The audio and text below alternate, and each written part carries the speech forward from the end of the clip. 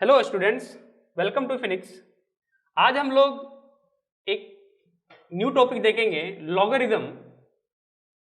और ये जो टॉपिक है ये काफ़ी इंपॉर्टेंट हो जाते हैं हमारे जेईई मेंस एंड एडवांस के पॉइंट ऑफ व्यू से, क्योंकि ये हमेशा यूज होते हैं कैलकुलस में। तो चलो हम लोग लॉगरिदम स्टार्ट करते हैं। पहले तो लॉगरिदम होता क्या है? तो हमारे पास बहुत सारे बिग नंबर होते हैं, उसे हैंडल करना काफ़ी डिफिकल्ट होता है। तो लॉगरिदम क्या करता है, उस बिग नंबर को एक स्मॉलर में कन्वर्ट करके उसे हैंडल करता है। तो चलो हम लोग देखते हैं कि एक्चुअली लॉगरिदम होता क्या है। पहले हम लोग ये जान लेते हैं कि लॉगरिदम को डिनोट कैसे करते हैं, उसके बाद हम लोग उसके डेफिनेशन पे जाएंगे। लॉगरिदम इज डिनोटेड बाय, देखो ये सिंबल से हम लोग डिनोट करते हैं। अब आपको यहां समझ में आएगा, ये logarithm of n to the base a। यहां पे n क्या है हमारा और a क्या है हमारा। जो n है यहां पे, इसे हम लोग बोलते हैं आर्गुमेंट, ओके। एंड a को हम लोग बोलते हैं बेस। आई होप ये क्लियर हो गया।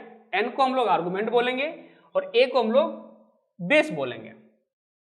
एंड इसे रीड कैसे करते हैं, एंड रीड एज, इसे कैसे पढ़ेंगे कैसे, ठीक है ये लिखा हुआ ऐसा है, लेकिन इसे पढ़ेंगे कैसे, ये logarithm of n to the base a।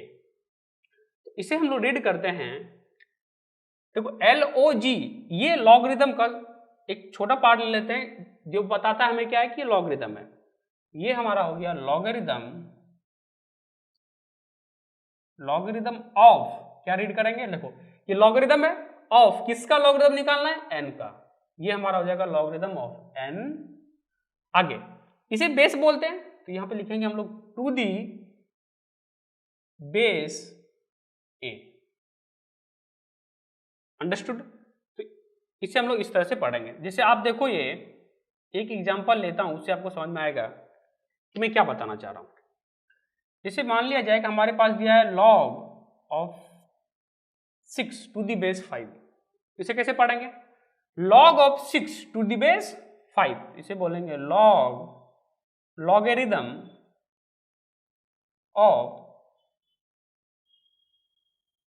Of 6 to the base 5। लेकिन कभी कभी क्या होता है, आप लॉगरिदम डिफाइंड है, इसे पढ़ते के समय पूरा लॉगरिदम नहीं बोलते, उसे हम लोग बोलते हैं लॉग ऑफ, इसे क्या बोलते हैं लॉग, आप ये भी बोल सकते हो log of n to the base a। यहां पे क्या बोलेंगे, इसे हटा भी सकते हो, इसे बोलेंगे हम लोग log of 6 to the base 5। I hope कि ये क्लियर हो गया कि हम लोग किस तरह से इसे प्रोनाउंसिएशन इसका किस तरह से करते हैं और इसे किस तरह से पढ़ते हैं, ये हमने सीख लिया। अब हम लोग आगे बढ़ते हैं, इसे डिफाइन कैसे करते हैं। देखो लॉगरिदम, अगर हमारे पास log of n to the base a दिया है, इसके इक्वल टू x दिया है, ओके। तो पहला बात यहां पे समझेंगे कि ये डिफाइन कब होगा, log of n to the base a is defined as, इसे डिफाइन करेंगे, हमारे पास आर्गुमेंट है एंड बेस है। तो देखो ये मैंने करली ब्रैकेट दिया है, मैं बताऊंगा कि करली ब्रैकेट का क्या मतलब होता है। n को होना चाहिए 0 से ज्यादा, मीन्स जो आर्गुमेंट है उसको 0 से ज्यादा होना चाहिए, एंड बेस को भी 0 से ज्यादा होना चाहिए, और बेस को 1 के इक्वल नहीं होना चाहिए। अगर इतना कंडीशन सेटिस्फाई है तब ये चीज हमारा क्या होगा, डिफाइंड होगा, अदरवाइज ये डिफाइंड नहीं होगा। एंड अभी हम लोग इसकी बात कर रहे हैं, ओके, हम लोग इसकी बात कर रहे हैं। एंड अब ये देखो, इस पे हम लोग क्या करेंगे बच्चों, ये बेस हमारा है, बेस पे जो लॉग के इक्वल में जो चीज रहता है, जो भी चीज रहे, बेस में क्या करो उसको रेज कर दो। तो यहां लिखोगे आप a to the power x equal to n। ये काफी इंपॉर्टेंट हो जाता है। क्लियर हो गया। Log of n to the base is defined as, हमारा बेस जब 0 से ज्यादा हो बेस 0 से ज्यादा हो, आर्गुमेंट भी 0 से ज्यादा हो, लेकिन बेस 1 के इक्वल ना हो, तभी लॉग डिफाइंड होगा। ओके, चलो अब यहां पे हम लोग समझते हैं। एक एग्जांपल से आपको मैं समझाने की कोशिश करता हूं कि मैं क्या बताना चाह रहा हूं। जैसे मान लिया जाए हमें दिया हुआ है log of 6, log of 5 to the base 6। देखो यहां पे n की जगह पे क्या है, यहां पे पहली बात ये लिखो कि n की जगह पे आपका क्या है 5 है, n मेरा बेस है, और a की जगह पे क्या है हमारा a, देखो a की जगह पे क्या है हमारा 6 है। यहां से पता चल गया। लेकिन n को क्या बोलते हैं, ये बात भी आपको पता है, n को हम लोग बोलते हैं आर्गुमेंट, और a को हम बोलते हैं बेस। बस ये सिंपल चीज इंफॉर्मेशन है जो हमने यहाँ पे बताया है, उसी को यहाँ पे मैंने फिर से एग्जांपल लेके समझाने की कोशिश किया है कि आपको समझ में आए कि कब बेस, क्या बेस होता है, क्या आर्गुमेंट होता है। अब देखो डिफाइन कब होगा ये, इसको डिफाइन होने के लिए n को 0 से ज्यादा होना पड़ेगा, n को 0 से ज्यादा, n की जगह पे क्या है 5, तो 5 0 से ज्यादा, और हमारा बेस भी 0 से ज्यादा, 6 है, ये 0 से ज्यादा। देखो a की जगह पे 6 है, 0 से ज्यादा। उसके बाद देखते हैं a is not equal to 1, a की जगह पे क्या है 6 इज नॉट इक्वल टू 1। अब मैं इसे समझते हैं। देखो अब ये बताओ कि 5 जो है हमारा 5 0 से ज्यादा है, सही बात है। 6 0 से ज्यादा है, ये भी सही बात है। 6 1 के इक्वल है, बिल्कुल नहीं है, ये भी सही बात है। इस कर्ली ब्रैकेट का मतलब होता है अगर सारा कंडीशन सब सेटिस्फाई किया तभी पूरा सेटिस्फाई होगा। इसका कहने का क्या ये मतलब है, ये कर्ली ब्रैकेट ये भी सेटिस्फाई होना चाहिए, ये भी सेटिस्फाई होना चाहिए, और ये भी सेटिस्फाई होना चाहिए। अगर तीनों एक साथ सेटिस्फाई हो रहा है तभी हम बोलेंगे कि ये सही है, ये सेटिस्फाई है। इसका मतलब क्या हो गया कि ये जो पार्ट है मेरा logarithm of 5 to the base 6, ये मेरा क्या है, ये डिफाइंड है, ये मेरा क्या है, डिफाइंड है। ओके, चलो एक दूसरा एग्जांपल लेते हैं और यहां से आपको क्लियर हो जाएगा। जैसे मान लिया जाए मैं आपके सामने ले रहा हूं कि log ऑफ 6 आर्गुमेंट में log of -5 to the base 6।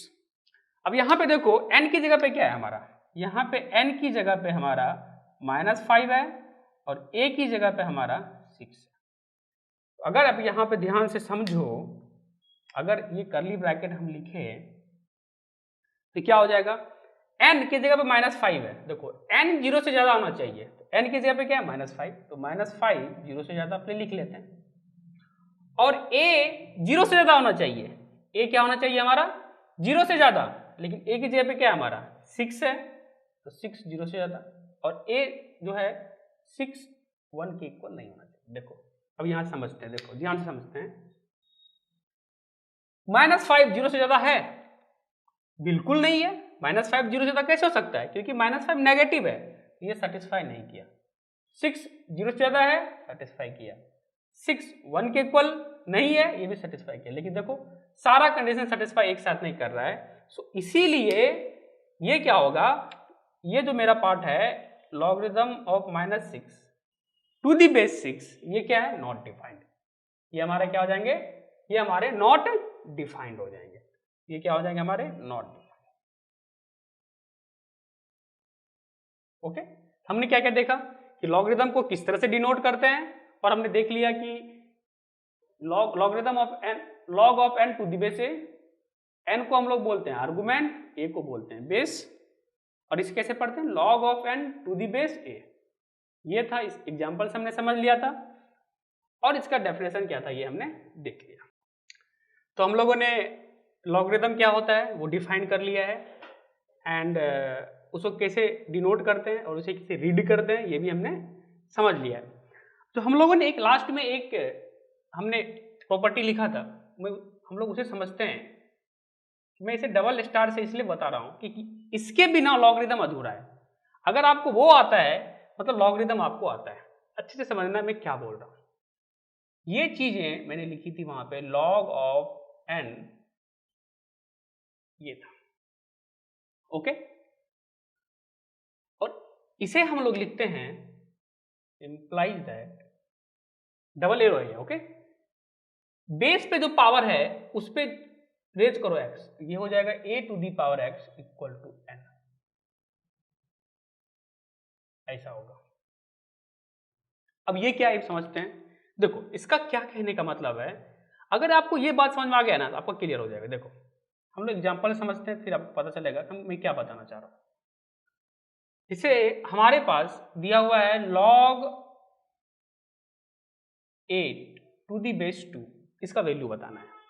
देखो अभी हमारा मतलब ये देखो हमारे पास लेफ्ट साइड जो था log of n to the base a, ये दिया हुआ है। हमें फाइंड क्या करना है, हमें x फाइंड करना है। तो x का वैल्यू क्या होगा, आप राइट साइड देखो, राइट साइड में ये देखो, इसका कहने क्या मतलब है, x मतलब वैल्यू आएगा log का, ओके। बेस पे अब देखो करते कैसे, बेस पे क्या पावर रेज करोगे कि n के इक्वल हो जाए। यहां से देखो हमने बेस पे पावर क्या रेज करना है कि वो n के इक्वल हो जाए। फिर से बेस पे पावर क्या रेज करेंगे कि वो n के इक्वल हो जाए, जो पावर रेज करेंगे वही मेरा क्या होगा, x होगा। बात आई समझ में। मीन्स लॉगरिदम की वैल्यू निकालनी है, अगर उसके इक्वल टू x है, इसे हम लोग लिख सकते हैं जो बेस है उस पे जो इक्वल टू है वो पावर रेज कर देंगे तो वो आर्गुमेंट के इक्वल हो गया। मीन्स a पे पावर x रेज कर दिए तो वो n के इक्वल हो गया। ये बात क्लियर है। तो यहां से देखो इसका वैल्यू क्या आएगा, मीन्स 2 पे, अब देखो ये 2 है, 2 पे क्या पावर रेज करेंगे, 2 पे हम क्या पावर रेज करें तो 8 के इक्वल होगा। ऑब्वियस सी बात है, 2 पे पावर क्या रेज करोगे आप, 2 पे पावर आप 3 रखोगे तो किसके इक्वल हो जाएगा, 8 के इक्वल। देखो राइट साइड में देखो, यहां से a to the power x equal to n, जो x था वही मेरा वैल्यू क्या होगा लॉग का। तो 2 पे पावर क्या रेज किया हमने, 3 किया, तो किसके इक्वल हो गया, आर्गुमेंट के इक्वल। आंसर इसका क्या हो गया, 3। ये आंसर क्लियर हो गया। यही चीज है। मैं एक एग्जांपल और ले रहा हूं, आपको क्लियर समझ में आएगा। अगर हमारे पास दिया रहे log ऑफ 3, ये हमारे पास 9 है, इसका वैल्यू क्या होगा 3 पे। अब इसको कैसे करेंगे, देखो समझना इंपॉर्टेंट है। आप अगर इसे रटते जाओगे, ये भी याद कर लिया आपने, ये भी याद कर लिया, ये भी याद कर लिया, लेकिन क्वेश्चन बनाते समय आपसे क्वेश्चन नहीं होगा तो फायदा क्या हुआ याद करने का। तो आइडिया समझना है कि किस आइडिया के थ्रू हम सॉल्व कर पा रहे हैं। जैसे बेस हमारा क्या है 3 पे क्या पावर रेज करें 9 हो जाएगा। यहां पर अगर देखो 3 पे पावर अगर हम 2 करेंगे तो किसके इक्वल हो जाएगा, 9। इसका मतलब इसका वैल्यू क्या हो गया। आई बात समझ में, आई होप कि क्लियर हो रहा है। चलो एग्जांपल और लेते हैं एक हम। अगर यहां पे ये एग्जांपल ले, चलो मैं एग्जांपल ले लेता हूं कि 3, यहां पे मैं ले लेता हूं 1/3। बेस क्या है मेरा 1/3 है। 3 पे पावर क्या रेज करोगे कि 1/3 के इक्वल हो जाए, तो क्या रेज करोगे। अरे बाबा आप 3 पे पावर क्या रेज करोगे, 3 पे पावर अगर -1 कर दोगे तो किसके इक्वल हो जाएगा, 1/3 के। होगा कि नहीं होगा, 3 पे पावर -1 करोगे तो 1/3 के इक्वल होगा। इसका मतलब इसका वैल्यू क्या हो गया, -1। क्लियर हो गया। तो इस तरह से हम लॉगरिथम को समझते हैं। अब देखो आगे बढ़ते हैं, फिर आपको समझ में आते चला जाएगा कि मैं क्या बताना चाह रहा हूं।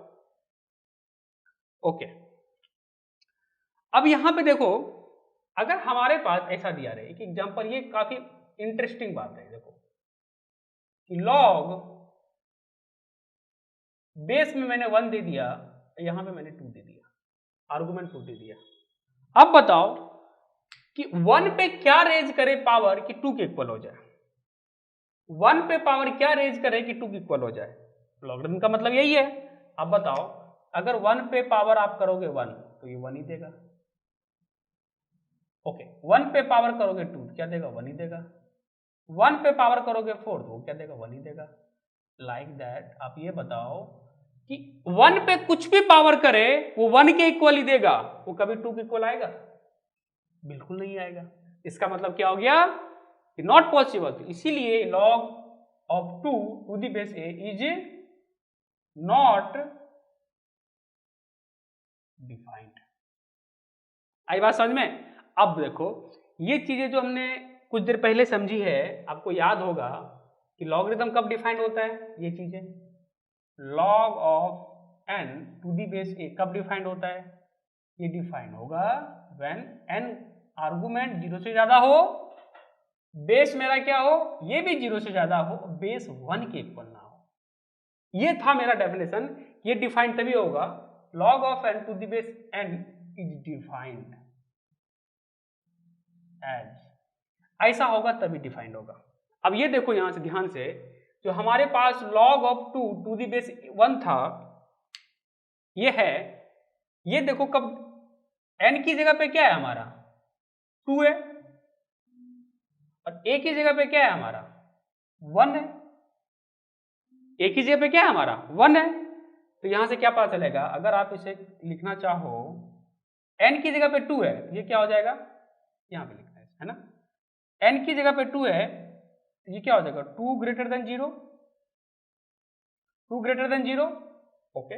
बेस 1 से, देखो a 0 से ज्यादा होना चाहिए, तो a क्या है 1, तो 1 0 से ज्यादा है, 1 इज नॉट इक्वल टू 1।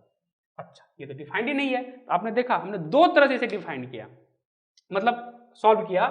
एक जो एक्चुअल डेफिनेशन था उससे हमने क्या देखा कि बेस पे पावर क्या रेज करे वो आर्गुमेंट के इक्वल दे, तो 1 था, 1 पे पावर हम क्या रेज करें 2 के इक्वल देगा, कोई भी पावर रेज करो, 1 पे कोई भी पावर रेज करेंगे, 1 पे कोई भी पावर रेज करेंगे तो 1 ही देगा, इसलिए वो डिफाइंड नहीं हुआ, क्योंकि कोई वैल्यू हो ही नहीं सकता, 1 कोई वैल्यू नहीं हो सकता, इसीलिए यहां से नॉट डिफाइंड आया, और इस तरह से भी मेरा नॉट डिफाइंड आया।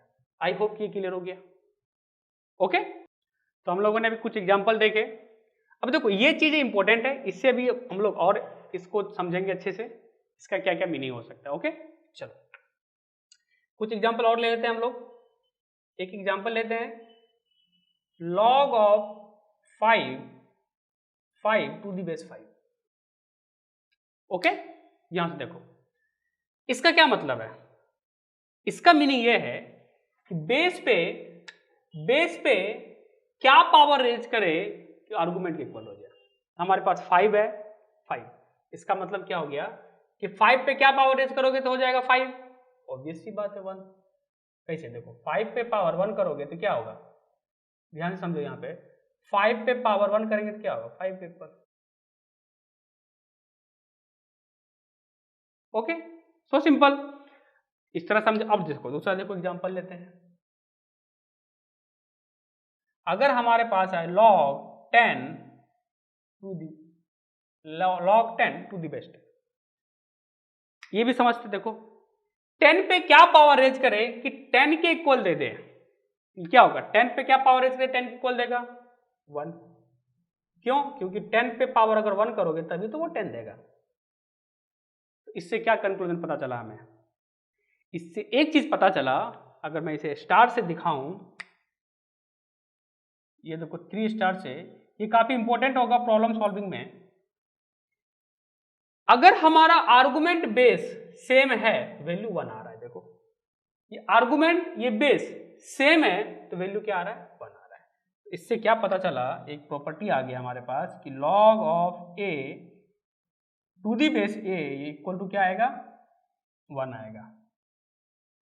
ये चीजें एक पता चली हमें, क्या पता चली, log of a to the base a equal to 1 आएगा। अगर हमारा आर्गुमेंट बेस सेम हो तो किसके इक्वल आएगा, वो हमारा 1 के इक्वल आएगा। यहां तक किसी की डाउट है, आई होप कि किसी को डाउट नहीं होगा। अब आगे बढ़ते हैं हम लोग नेक्स्ट पड़ाव की तरफ, ध्यान से समझो। अगर हम ये एक एग्जांपल देखें, log of 1 to the base 5, इसका वैल्यू क्या है, तो वही आइडिया याद रखो कि बेस पे क्या पावर रेज करे कि वो n के इक्वल हो जाए। हमारा यही आइडिया हमें रखना है याद, हमारा बस यही एक आइडिया है जिसे अगर हम याद कर लिए तो हमारा काम बन जाएगा। बेस पे क्या पावर रेज करे वो आर्गुमेंट के इक्वल देगा। यहाँ पे देखो बेस है 5 पे क्या पावर रेज करे वो 1 के इक्वल दे, तो क्या बोलोगे आप, बोलोगे सर 5 पे अगर हम 0 पावर रेज कर दे तो 1 के इक्वल दे देगा, देगा कि नहीं देगा, बिल्कुल। इसलिए इसका आंसर क्या हो जाएगा बच्चों, इसका आंसर हमारा हो जाएगा 0। क्लियर, चलो आगे बढ़ते हैं। अगर देखो लॉग ऑफ 110 ले लिया और आर्गुमेंट में मैंने 1 ले लिया, तब भी क्या होगा? आर्गुमेंट क्या है? 1 है, लेकिन बेस क्या है? 110 है। मतलब कि बेस पे हम पावर क्या रेज करें वो 1 के इक्वल आ जाए। तो 110 में क्या रेज करोगे पावर, वो 1 के इक्वल होगा। ऑब्वियस सी बात 0। क्यों? क्योंकि किसी भी नंबर पे पावर अगर हम 0 करते हैं तो किसके इक्वल होता है? वो 1 के इक्वल होता है। तो ये मेरा क्या हो जाएगा? 1 के इक्वल। इसका मतलब ये आ गया 1। तो इससे एक आइडिया मिला, एक प्रॉपर्टी यहां से हमें मिल जाएगा। वो प्रॉपर्टी क्या होगा? इसे भी मैं 3 स्टार से दिखा रहा हूं आपको। ये प्रॉपर्टी क्या आएगा यहां से? ये प्रॉपर्टी आएगा, अगर हमारे पास लॉग कोई भी रहे, बेस कुछ भी रहे, देखो बेस चेंज कर रहे हैं, मैंने बेस चेंज किया 5, लेकिन आर्गुमेंट को 1 ही रखा, तो वैल्यू क्या आया? 0। सिमिलर वे से हमने यहां पे किया, बेस को चेंज कर दिया और आर्गुमेंट को 1 रखा, तब भी ओहो ये वैल्यू क्या आएगा? ये 0 आएगा, है ना? ये 0 आएगा। मीन्स आर्गुमेंट अगर 1 आ जाए तो क्या वैल्यू आ जाएगा? 0। तो यहाँ पे देखो आर्गुमेंट अगर हम 1 कर दे, इसकी वैल्यू क्या आएगी? हमेशा 0 आएगी। यही तो प्रॉपर्टी बना है इसका वाला। मीन्स अगर आपका आर्गुमेंट, ध्यान देना, अगर आपका आर्गुमेंट 1 है, बेस कुछ भी रहे, तो वैल्यू क्या आएगा? 0। तो यहां से क्या प्रॉपर्टी बनाए? अगर हमारा बेस आर्गुमेंट अगर सेम रहे तो वैल्यू क्या आएगा? 1 आएगा।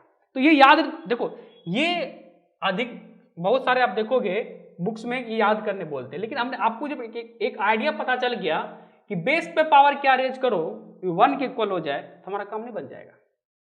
यहां भी देखो वही किया, इससे एक ये भी फॉर्मूला बना, एक ये भी फॉर्मूला बना। अगर बेस दोनों सेम रहे, बेस आर्गुमेंट सेम रहे, बेस एंड आर्गुमेंट सेम रहे, तो वैल्यू 1। अगर हमारा आर्गुमेंट 1 आ जाए, बेस कुछ भी आ जाए, मीन्स नेगेटिव नहीं होना चाहिए, पहले तो डिफाइंड होना चाहिए ना, वो वैल्यू क्या देगा? 0 देगा। अब एक एग्जांपल और देखते हैं, फिर उसके बाद हम लोग आगे बढ़ेंगे। देखो ये एग्जांपल और देखें हम लोग, सिंपल सी बात। Example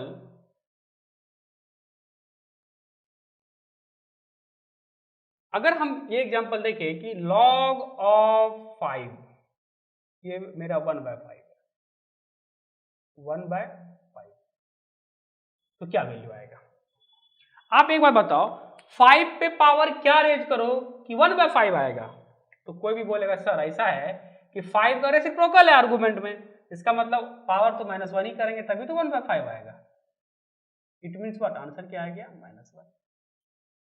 simple. ओके, दूसरी बात और दूसरा एग्जांपल लेते हैं।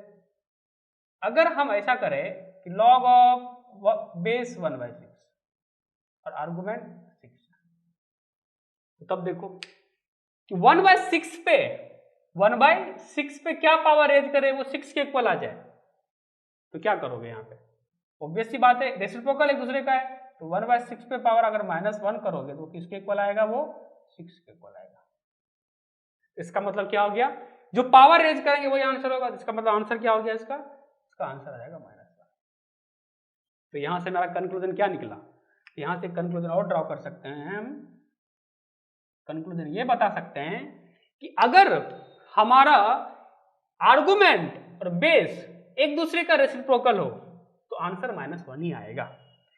ये देखो आइडिया मैथ्स में ऐसे ही होते हैं बच्चे, कि आपको आइडिया पैटर्न देखना होता है कि किस पैटर्न में आ रहा है। अगर वो पैटर्न आपको समझ में आ रहा है तो जनरलाइज कर दो। तो यहां से देखो हमारा क्या मिला। पहला चीज ये पता चला कि अगर हमारा बेस ए है और आर्गुमेंट उसका रेसिप्रोकल है तो वैल्यू क्या आएगा? -1 होगा। उसके बाद और दूसरा यहां से क्या बता सकते हैं? और क्या बता सकते हैं? यहां से दूसरा यहां से बता सकते हैं कि चलो इसे में अगर हम देखें ध्यान से थोड़ा सा, ओके, यहां पे हम थोड़ा इधर जगह लेंगे। हाँ, अगर इसे देखें 3 स्टार को, तो अगर बेस और आर्गुमेंट एक दूसरे का रेसिप्रोकल हो गया तो तब भी माइनस क्या होगा? 1 होगा आंसर। और क्या हो सकता है? और चलो ठीक है भाई, आपने आर्गुमेंट को उसका रेसिप्रोकल किया। अब हो सकता है कि आपने यहाँ 1/a किया और यहाँ पे a डाल दिया, तो वैल्यू क्या आएगा, यहाँ से -1 आएगा। क्लियर हो गई? तो ये मेरी प्रॉपर्टी हो गई। कितने हो गए? 3। तो एक ये भी हो गए। ओके, तो हमने क्या किया कि छोटे छोटे एग्जाम्पल से रिजल्ट बताया, छोटे एग्जाम्पल से हमने रिजल्ट बताया और छोटे एग्जाम्पल से हमने रिजल्ट बताया। ये हमने कितने रिजल्ट समझे? अगर हमारा आर्गुमेंट बेस सेम हो, हमारा आर्गुमेंट बेस सेम हो तो वैल्यू 1 आएगा। अगर बेस आर्गुमेंट मेरा 1 आए, हमेशा आर्गुमेंट क्या है, देखो यहाँ भी 1 यहाँ भी 1, आर्गुमेंट 1 आए तो वैल्यू 0 आएगा। अगर आर्गुमेंट बेस रेसिप्रोकल एक दूसरे का हो तो वैल्यू क्या आएगा, -1 -1। आई होप कि समझ में आ गया होगा। ओके।